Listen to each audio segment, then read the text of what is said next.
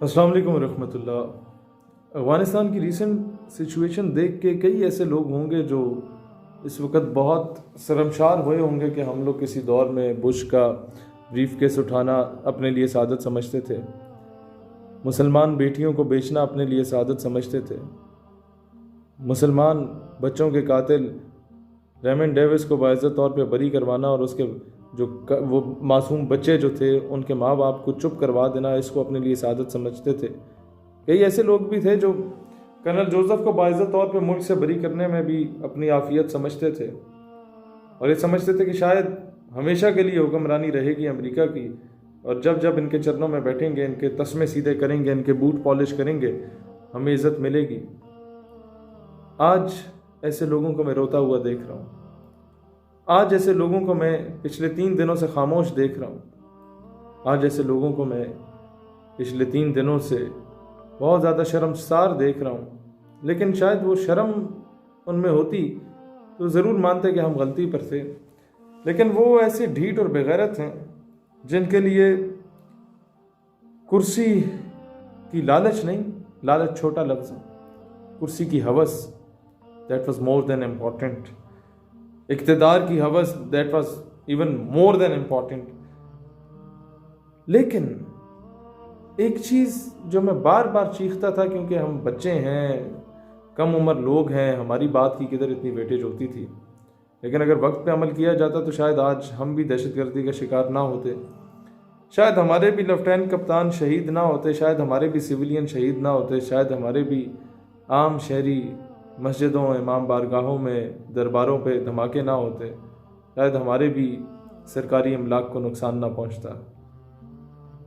लेकिन जिन्हें अमेरिका के तस्मे सीधे करने, बूट पॉलिश करने से फुर्सत मिले तो वो हमें सुने। From the very first day हम ये सोचते थे कि वो पाकिस्तान जिसने रूस को तकसीम किया, तुर्कमानिस्तान, ताजिकिस्तान, उज़्बेकिस्तान, अज़रबैजान, इस जैसी कई रियासतों में तकसीम करके उस दौर की सुपर पावर रूस को तबाह करके फेंका था, तो हमारे अंदर ये सलाहियत भी थी कि जब अमेरिका हज़ारों मील दूर से यहाँ तशरीफ़ ला रहा था और हमें धमकी दे रहा था कि जनाब आप हमें अफ़गानिस्तान का रास्ता दें, और अगर आप हमें रास्ता नहीं देंगे तो हम आप पे भी चढ़ाई करेंगे और अफ़गानियों पे भी करेंगे, आना तो हमने वैसे भी है।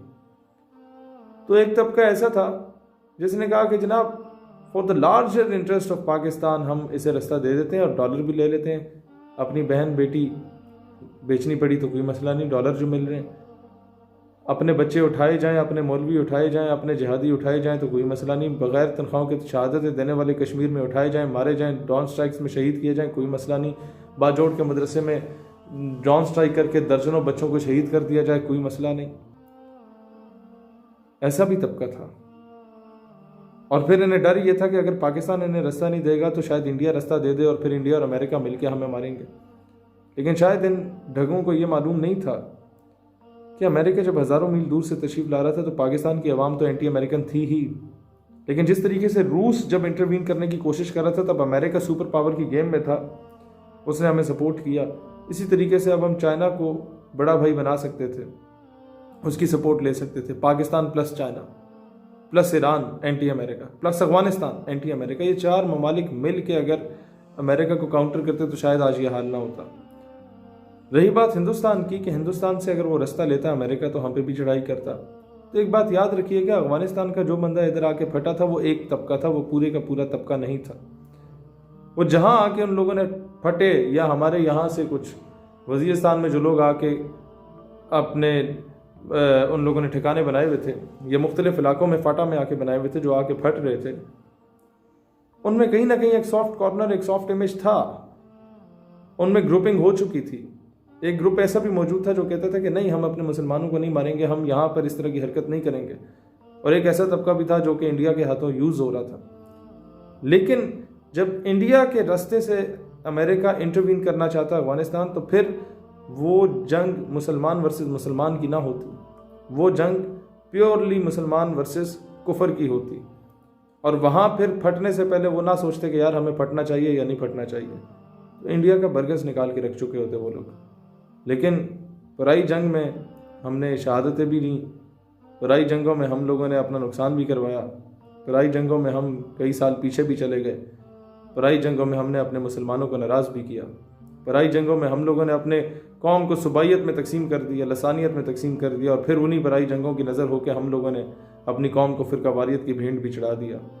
और फिर उन्हीं पराई जंगों की एवज़ जब हम अमेरिका के अगेंस्ट बात करते थे, या ड्रोन स्ट्राइक के ख़िलाफ़ बात करते थे, या नेटो सप्लाई के ख़िलाफ़ बात करते थे, पिछले 8 सालों में सब ने मुझे जिंदाबाद जिंदाबाद बोला। लेकिन जिस दिन से मैंने नेटो सप्लाई को बंद करने की बात की, सिर्फ उस पराए बंदे को राज़ी करने के लिए मेरे ख़िलाफ़ दर्जनों आर्टिकल लिख दिए गए। किसने लिखे, कहाँ से लिखे, कहाँ पब्लिश हुए, उन बंदों को कोई नहीं जानता, लेकिन आर्टिकल हर पेज पे पब्लिश हो गया कि जी ये तो गद्दार वतन है। इस तरह की बातें, क्या हम किसी और के हाथों में खेल रहे हैं? क्या हम यूज़ हो रहे हैं? क्या हम कठपुतली बन चुके हैं? अगर हैं, यकीनन है, तो कब तक बूट पॉलिश करेंगे अंग्रेज़ों के? कब तक कुत्ते नहलाएंगे अंग्रेज़ों के? कब तक घोड़े नहलाएंगे अंग्रेज़ों के? आखिर 70 साल हम लोगों ने एहतजाज किया कश्मीर के लिए, हमें कश्मीर नहीं मिला। हमें एटॉमिक पावर है, हमें कश्मीर नहीं मिला। हमारे पास दुनिया की बेहतरीन फ़ौज है, हमें कश्मीर नहीं मिला। हमारे पास दुनिया की बेहतरीन वो कौम है जिसकी माएँ बहनें बेटियां भी खाइयाँ बेलचे लेके मैदान में आ जाती हैं, लेकिन हमें कश्मीर नहीं मिला, क्योंकि हम 70 सालों से एहतजाज कर रहे हैं। अफगानिस्तान ने सिर्फ 19 साल जिहाद किया। उसके किसी माँ को मैंने नहीं देखा कि बच्चों को लेकर उसने दरिया में छलांग मारी हो। किसी बाप को मुफलिसी या भूख प्यास की वजह से खुदकुशी करते नहीं देखा। किसी को मायूसी के आलम में नहीं देखा। पहनने को चप्पल नहीं होते थे, लेकिन नंगे पैर बंदूक लेके निकले होते थे। काबिज फौजों को उन्होंने भगाया। आज वही लोग जिनको दहशतगर्द कहा जाता था, वही लोग जिनकी डॉक्यूमेंट्रीज हमारे मीडिया पे चला के दिखाई जाती थी कि जनाब ये दाढ़ी वाला है, इसने वेस्ट कोट पहनी है, इसने पगड़ी पहनी हुई है, इसके पांचे टखनों से ऊपर है, इसने खेड़ पहनी हुई है, इसका हुलिया पठानों वाला है, शायद ये दहशतगर्द हो, और इस नंबर पर रब्ता कर लें, बता लें, हमें बता दें कि जी दहशतगर्द आ गए। वो दौर भी हमने देखा आज से 7-8 साल पहले के जब हमारे किसी दोस्त की दाढ़ी या खत बढ़ जाता था तो लोग उसे कहते थे ये क्या दहशतगर्दों वाला हुलिया तुमने बना लिया।